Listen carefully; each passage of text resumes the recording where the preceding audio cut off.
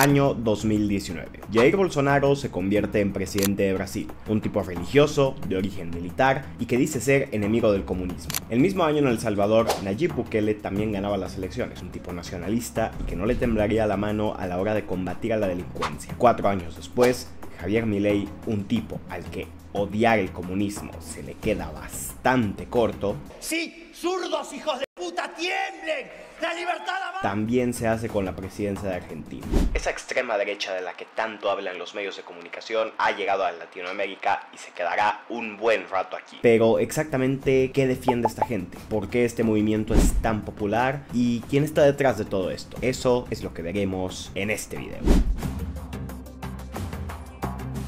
En este canal ya hemos hablado de la extrema derecha en Europa, un movimiento que, para no hacer el cuento muy largo, se caracteriza por defender el nacionalismo, estar en contra de la inmigración masiva, la ideología woke y defender los valores conservadores. Este movimiento responde mucho a las necesidades que en este momento tiene Europa. La inmigración e incluso la existencia de la Unión Europea se han convertido en problemas según muy buena parte de la población. Vayan a ver mi video sobre Europa. Pero en Latinoamérica las cosas son muy distintas. Aquí apenas existe inmigración extranjera y mucho menos de una cultura distinta a la nuestra, como si sucede en Europa. Los valores progresistas y la ideología woke tampoco han terminado de encajar tanto en nuestra sociedad, o por lo menos no al nivel de lo que ocurre en Europa. Entonces, ¿por qué este movimiento también se ha hecho popular en esta parte del mundo? Bueno, en primera, porque el 99% de nuestras ideologías políticas son una copia barata de ideas que se le ocurrieron a alguien en Europa o Estados Unidos. Y en segunda, porque con todo y todo, esta nueva derecha latinoamericana tiene sus propias características que la hacen única en el mundo y que responden esencialmente a problemáticas latinoamericanas. ¿Cuáles son esas particularidades? Eso es lo que veremos en este video. Por cierto, una última aclaración sobre el término extrema derecha, y es que yo sé que a mucha gente no le gusta porque no nos hagamos tontos. El tratar a este movimiento como algo extremista o radical se hace con la intención de pegarle a esta ideología. Términos más adecuados quizá podrían ser derecha alternativa, nueva derecha, neoconservadurismo o quizá el mejor de todos, liberal conservadurismo. Pero como ya utilicé el nombre de ultraderecha en el título del video, lo seguiré utilizando por el resto del video, y al que no le guste, bueno, no me importa su opinión. Otra cosa, les recuerdo que si les gustan los videos de este canal, les pediría de favor que se suscribieran. Para que este proyecto comience a serme rentable económicamente, necesito llegar a la cifra de 1000 suscriptores. Y aunque estamos muy lejos, de momento, con su ayuda, sé que lo podemos lograr. Ahora sí, hablemos de Latinoamérica. Del odio al disgusto. Como diría la competencia, vamos a ver un poco de historia. Y para no irnos hasta el Paleolítico, vamos a colocarnos en la época de la Guerra Fría, donde la lucha entre izquierda y derecha se había convertido a efectos geopolíticos en la lucha por el dominio de las dos superpotencias del momento, Estados Unidos y la Unión Soviética. Un gobierno de izquierda, o por lo menos uno radical, te convertiría en un aliado de Moscú, y un gobierno de derecha te volvería un amigo de Washington. Es por eso que, como la mayoría ya saben, la inteligencia estadounidense ideó un plan para promover y financiar dictaduras militares que pudieran dar golpes de estado y acabar con la disidencia comunista. La Operación Cóndor. Gente como Rafael Videla o Augusto Pinochet eran el recurso de emergencia de Washington para acabar o suprimir cualquier cosa que oliera un poquitito a comunismo en la región. La cosa es que en el 91 la Unión Soviética cae, y sin el apoyo de Moscú, la fuerza de los movimientos comunistas cae bastante. Y es cierto que hay movimientos que pueden catalogarse como mínimo de izquierda radical, como el chavismo en Venezuela, promovidos desde Cuba o desde la propia Caracas, pero han disminuido tanto que Estados Unidos ya no necesita estar promoviendo golpes de estado aquí y allá cada 3 meses. Para inicios del siglo XX, Latinoamérica se había convertido casi en su totalidad en una región democrática en la cual gane quien gane unas elecciones tendría una gran libertad para gobernar su país sin sufrir injerencias extranjeras, al menos a comparación de los tiempos de la Guerra Fría. Entre esto y que las políticas de libre mercado y privatizaciones que se aplicaron por toda la región en los años 90 trajeron muchísima desigualdad y malestar social a inicios de siglo, comenzó a surgir una izquierda democrática que logró hacerse con el poder en varios países de la región. En Brasil llegó Lula, en Argentina Néstor Kirchner, en Uruguay Mujica, en Venezuela Hugo Chávez, y quedan varios más en la lista. Estos tipos no necesariamente eran comunistas ni tenían intenciones de pelearse con Estados Unidos, y de hecho iban tomando una actitud mucho más parecida a la que hoy conocemos como progresismo. Hablaban sobre la democracia, los derechos humanos, la igualdad entre hombres y mujeres, y a ver, no me malentiendan, apenas estamos en los años 2000, estos tipos no usaban lenguaje inclusivo, ni ondeaban banderitas de colores, pero sí que comenzaban a voltear a ver estos temas. Cuando Obama llegó al poder en Estados Unidos, comenzó a mejorar sus relaciones con la izquierda latinoamericana, y a ver, digo esto con muchos matices, porque seguía habiendo tensiones con los gobiernos más radicales como Venezuela y Ecuador, pero incluso llegaba un punto en el que comenzaba a cooperar con los izquierdistas más moderados. Con Pepe Mujica hubo mucho entendimiento, con Balachet, el presidente chileno, también, y aunque faltaba mucho, se comenzaba a ver una cooperación mayor entre el Partido Demócrata y el progresismo latinoamericano. Y si son un poco listos, entenderán hacia dónde va esto. El ciclo sin fin.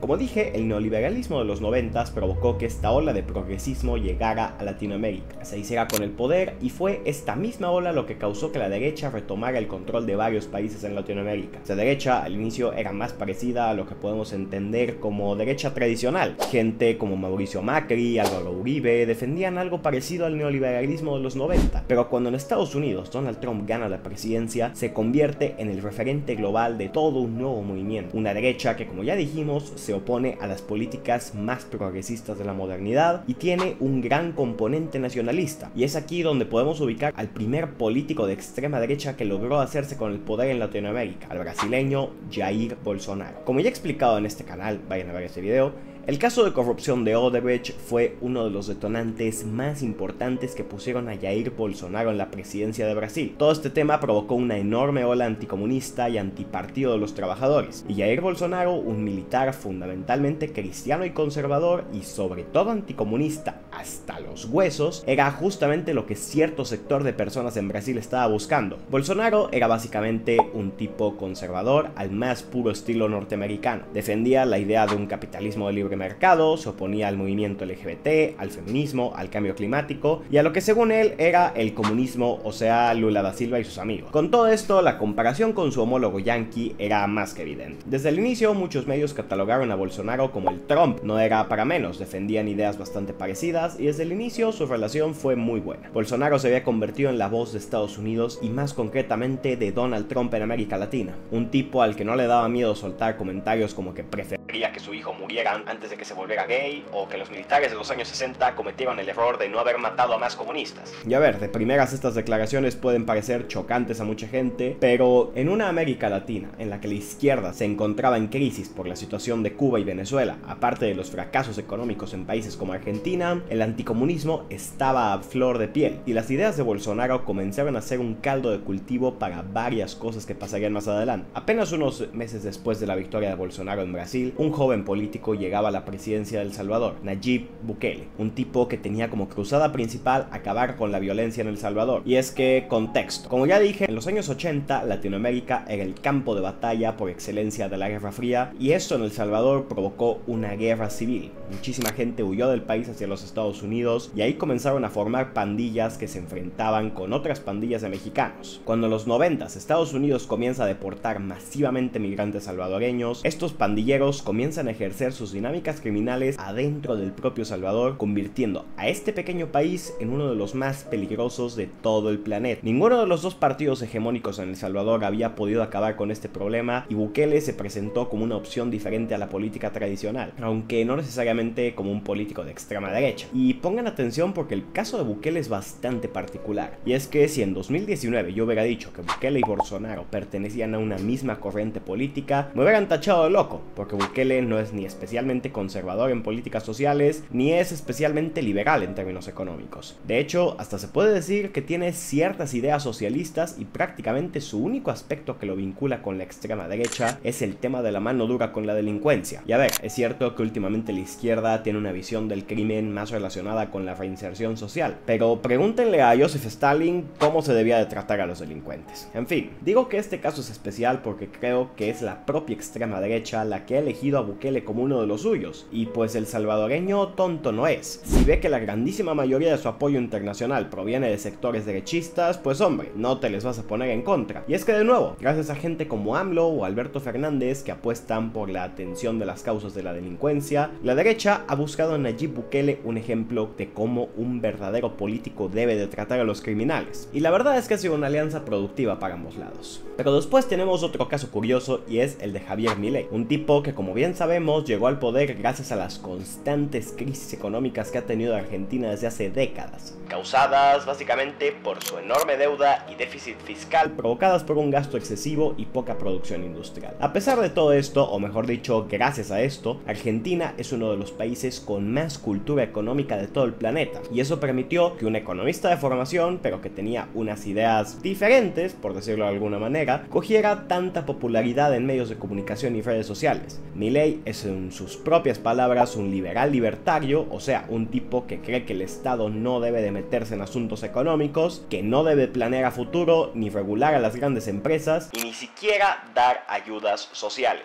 Esto en un país en el que de nuevo la mayoría de la gente comprendía que sus problemas se debían a que el Estado gastaba demasiado, fue una fórmula de éxito asegurada. Pero de nueva cuenta tenemos un movimiento político un poco diferente a los dos anteriores. Aquí no hay una tendencia conservadora tan marcada. De hecho, Milei ha dicho varias veces que los libertarios, o como quiera que se les llamen, apoya la libertad total del individuo, o sea que pueden acostarse con quien quieran y hacer negocios con quien quieran. Pero caso parecido al de Bukele, no subestimen el poder de las alianzas políticas. Milei rápidamente se dio cuenta de lo importante que era llevarse bien con Donald Trump y básicamente se ha dedicado a copiar absolutamente todo lo que hace. Si Trump ataca a la OMS, Argentina hace lo mismo. Si Trump decide negociar con Rusia, Argentina deja de apoyar a Ucrania en su conflicto militar. Y si hace falta apoyar un poco más a las posturas conservadoras en Argentina, como la prohibición del aborto o el ataque a los movimientos LGBT, pues Milei también lo hace sin ningún problema. Y es así como podemos empezar a entender cómo funciona este nuevo movimiento. La nueva lucha por Occidente. Como ya vimos, lo que llamamos extrema derecha son en realidad movimientos nacionales que tienen cada uno sus propias problemáticas y sus propios métodos para resolverlas. A grandes rasgos podemos decir que Bolsonaro tiene una ideología conservadora, Bukele es nacionalista y Javier Milei es un liberal económico. Y curiosamente esto refleja a la perfección los tres ejes que tiene esta nueva derecha en Latinoamérica. Y esto no lo digo yo, lo dice el famoso politólogo argentino Agustín Laje.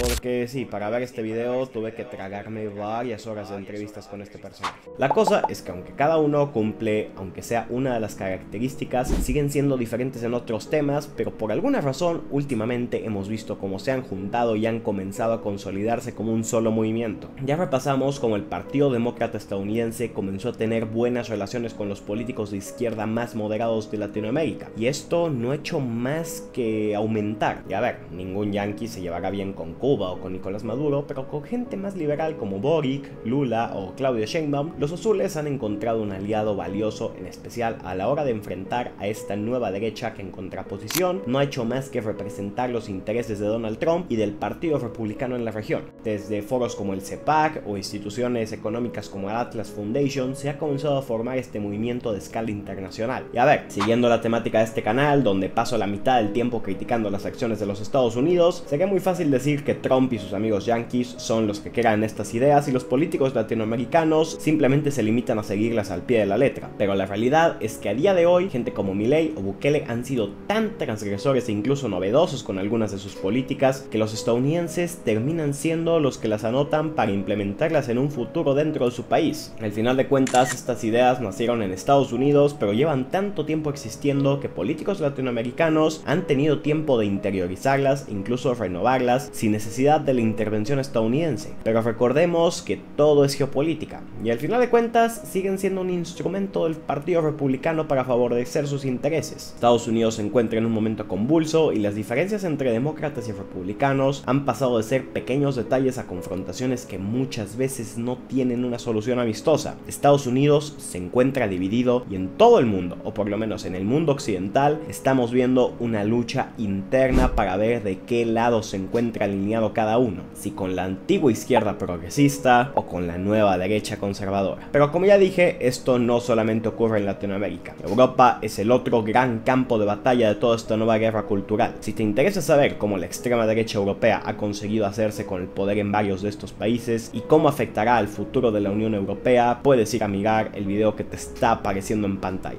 Te va a gustar. Nos vemos.